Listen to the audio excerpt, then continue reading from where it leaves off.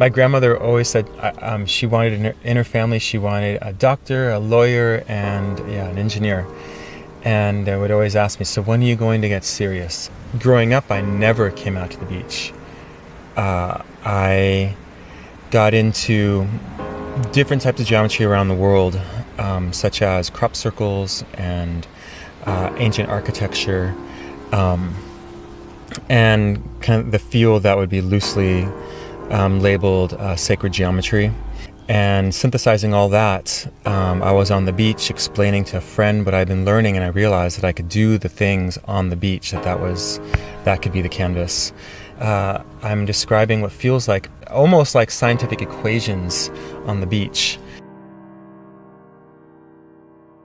Nothing else is on my mind when I'm doing the artwork. Even just being next to the water, the rest of the cars, you can't hear the cars, the city washes away. In fact, I'm always surprised that there's such amazing beaches in San Francisco.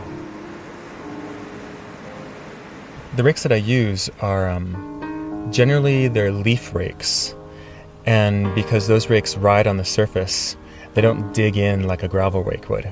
I kind of consider that I'm painting is what it feels like, but I'm using my whole body, and the rake is the end of the brush.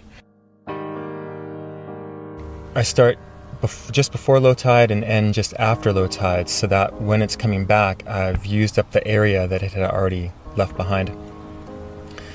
When the tide is returning and I'm not yet done, that's when it's tough. I'm not attached to the pieces once they're created. I can't hold on to them. There's nothing I can do. When I'm done with the piece and I can take my photos and I sit with it for a few minutes, I feel complete. I feel as though it has passed, that line has passed through me, and it is now beyond me, and I can leave. I've created it for myself and for everyone else, and for the location to take it back.